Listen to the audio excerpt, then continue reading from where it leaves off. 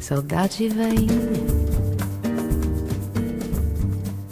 Eu deixei lá todo tu inquietação, eu deixei lá. Há muitos anos para se formar. Uma árvore dessa já está dando fruto há muitos anos e a gente ainda continua olhando para o tronco, sendo que a gente poderia estar se alimentando dos frutos, se alimentando de várias outras coisas que ela pode nos fornecer. A madeira, se você tiver grande quantidade, ok, mas o que é a realidade hoje não é, a gente não tem mais árvores de jatobá adultas, porque teve-se uma época em que as pessoas procuravam mesmo árvores de jatobá para cortar e tirar lenha, tirar a madeira, né? Não lenha, mas a madeira para construção diversas. Então hoje eu sou contra usar madeira de jatobá, óbvio. Ela leva tantos anos para se formar. Na realidade, o que está acontecendo é que as madeiras da Amazônia vêm para cá, para o Sudeste, com outros nomes. A gente não sabe o que a gente está comprando, muitas das vezes. E lá está virando um buraco, né? Se acabando. Essa não seria uma possibilidade de manejo. proteger a floresta, fazendo madeira de construção, em vez de cortar todo e fazer cana-de-açúcar? Tem lugar para preservação, tem lugar para uso sustentável. Você corta respeitando o ciclo de reprodução dela. E pode enriquecer, plantar mais muda, né, daquela que você está. Porque hoje na Amazônia a corte da floresta é para reemplaçar a floresta para gado, na verdade, e também cana-de-açúcar, e isso é para fazer etanol para alimentar a nossa mobilidade. É muito estúpido, né, a relação humana com os recursos, porque essa forma de extrair zoneando é incrível, porque se você pega uma parcela e você entende a idade das plantas, você retira as mais velhas. Isso é verdade. Tropical úmida, e lá é muito quente, chove muito, vai infiltrando nutriente no solo e ela precisa da floresta para manter a fertilidade do solo. E lá precisa de campo para fazer ganado, Gado. porque aqui não tem mais campos para fazer ganado, porque aqui faz cana-de-açúcar e soja e outras coisas. E porque o gado é menos, assim, a braquiária do gado é menos exigente do que outras. França é muito bom cliente, é um dos culpado da deforestação no Brasil, porque ele é cliente importante. Você pode fazer restaurar, colocando madeira de lei E registrando. e fazer o plano para manejar aquilo e para retirar de tempos em tempos. Alimento incrível. E a casca do fruto é usada para acender fogo, fogueira ou fogão a lenha. Além disso, também é usado em ritual. Você queima e aquele aroma, né? Ele é um aroma medicinal, espiritualmente interessante. Isso que eu acho que é o futuro. É pensar nas espécies de potencial para madeira, para todo um pouco. E aí você faz floresta com o problema é monocultural, o monouso. Aqui fica o ânus. Bem no finalzinho do vermelho, onde está o ânus dela.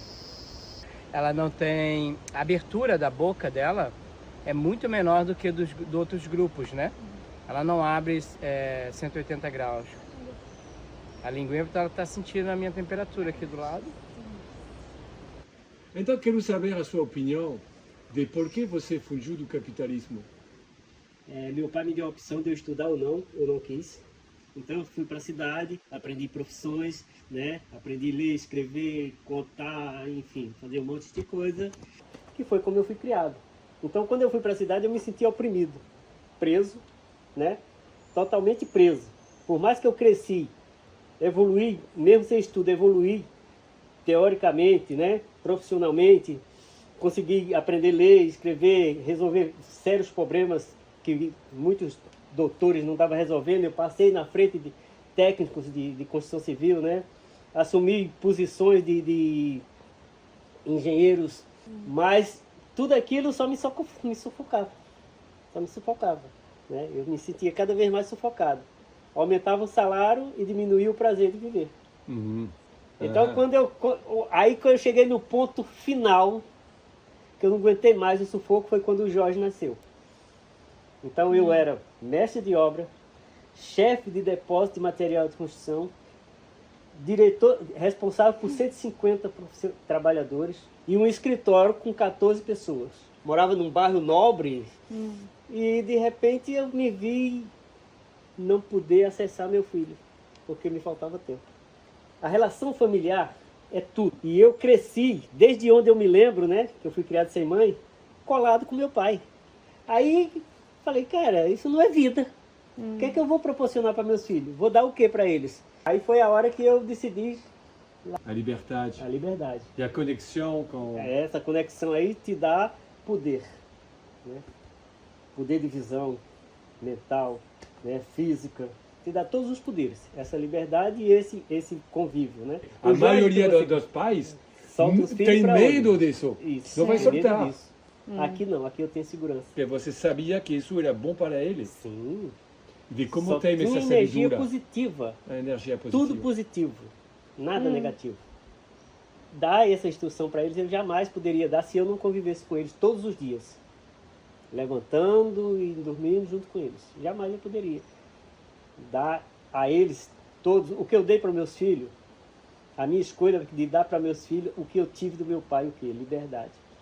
Eu ensinei a meus filhos nunca bater um cartão. Nunca ter uma carteira assinada. Ficar livre, ser livre. E para ser livre, você precisa ser criativo. Para todo mundo era impossível morar aqui, criar 3 filhos aqui. Era impossível. Ia morrer Ele é todo o mundo louco José. totalmente louco. Aí em 90, 3 anos depois, eu já era visto como homem de dinheiro. Você veja a diferença entre a floresta de hoje ou de faz 20 anos atrás. Ok. Muito grande, muito grande a diferença. A muita diferença é enorme. É assustador. Ok. Mais de 50% da água da floresta das cachoeiras foram embora em 35 anos. O desaparecimento de pássaros e animais também. É isso. Uma queda absurda. Assim. Desapareceu. As frutas não produzem mais. Toda discussão que a gente tem aí, né, globalmente, se falando, não passa de mera discussão política. Porque por trás dessa maquiagem toda não existe interesse em melhorar o sistema. Existe interesse de vedar a massa, acreditar numa proposta e ficar iludido, só na ilusão. Quem discute, quem propaga esse discurso de preservação ambiental, os primeiros predadores é aqueles que vai lá num palanque falar de preservação ambiental.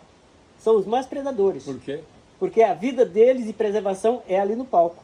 No seu dia a dia é Sim. destruindo. É destruindo no consumismo. O cara tem uma vida na cidade onde ele tem que andar de carro para todo lugar, tem que alimentar o supermercado, ele tem que alimentar shopping, ele alimenta tudo. Todo um sistema que está lá. Ele tem que ter essa vida lá. E ele ganha para viver naquela vida com esse discurso. Sim. Ou seja, ele é o predador. Sim. Sabe? Sem crise, ele não tem trabalho. Sem isso ele não tem trabalho. Não tem importância. Não tem importância nenhuma. Tá? Eu tive um seminário uma vez, patrocinado, é uma mineradora, né, famosa do Brasil, poderosíssima, né? E era um evento patrocinado pelo Essa Vale. Então ela, reconhecendo a destruição que ela faz, ela injeta dinheiro através de institutos, de ONGs, etc., para repor a destruição que ela faz. Então eles chegaram à conclusão seguinte, que ele estava pagando para pessoas desfilarem de carro novo e não para recuperar áreas degradadas. Então para de injetar dinheiro, porque é muita gente atrás de recurso, trabalhos ambientais, que nunca acontece. Por que você faz o que faz? Porque você dedica a sua vida para ajudar a floresta, para ajudar os demais. Porque é a minha vida. Transmissão. É a minha vida.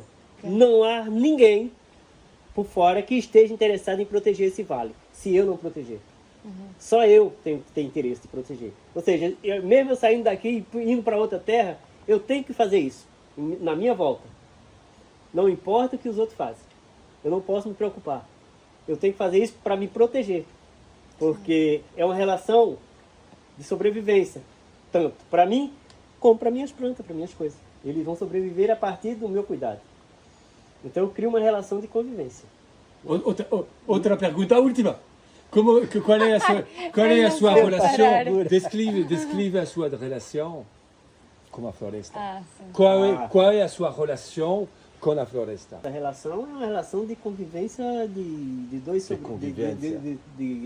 dois seres vivos, né? Porque a natureza, tudo que se move é vivo. Sim. Né? A minha avó falava assim, você tem que conversar com as plantas que elas precisam te ouvir. Entendeu? Aí você parece louco conversando com o pé de pimenta. O meu pai aí conversando. se Parece na uma casa. coisa de louco, mas não é. Sim. Essa é a convivência, essa é a relação. A minha avó conversava com os passarinhos, conversava com as plantas, as flores dela, ficava tudo lindo, era tudo feliz. Você quer ver uma coisa? Você faz uma roça e vai nela, visita ela todo dia. A sua planta que você está acostumado a passar por ela. Fica 8 dias sem passar perto dela e volta e observa. Ela está triste. Ela está triste. Assim. Essa relação natureza e homem, ela é uma coisa harmônica que ela foi criada para existir. Ao longo do tempo se quebrou. O sistema de evolução veio também a ambição de acúmulo. E fez com que as pessoas esquecessem de se relacionar com o outro para se relacionar consigo mesmo, por causa do seu acúmulo. Tirar de você para mim, tirar dela para mim, e eu ter mais que vocês. Então, essas pessoas foram se separando, assim como das pessoas, assim também como de todo o ambiente onde ele convive. E ele foi se cercando, né, da sua ambição, e isso cresceu populosamente e chegou aonde nós chegamos. Todo mundo quer mais para si, e esquece dessa relação, né? Então, quando a gente fala de convivência com a natureza, não é vir aqui plantar, colher, comer, não. Como fazer para se reconectar com a natureza? Como começar? Quando uno é um pouco urbano, com o defeito que você sabe, com ambição, estudo, dinheiro, desejos de interesse para o jogo de amanhã, Paris Saint-Germain, que vai jogar em Champions League, que para mim quero ver tomando uma cerveja. Como me reconectar com o que é essencial, que é a vida? Como fazer? Como começar? Se libertando. Liberte você mesmo. Nós somos presos por nós mesmos. Nós não somos presos pelo jogo de futebol, pela cervejinha. Eu também tomo uma cervejinha, por que não? Só que você tem que colocar esse em segundo plano. Em primeiro plano está a tua vida. E você tem que tirar isso de dentro de você. Porque os jovens, hoje, com várias exceções que existem, se acham dono da verdade por causa da tecnologia e o estudo. Na verdade, isso é conhecimento e não sabedoria. E uma vida promissora é quando você usa sabedoria. E sabedoria não se aprende, se desenvolve. Nós fomos incentivados ao apego. E é isso que destrói o ser humano. É o apego ao bem material. Que é uma coisa que não vai servir, você não vai levar para lugar nenhum. Chega um momento que você larga tudo, né? Então, assim, quando eu falo para você, tirar tudo de dentro de você, é isso.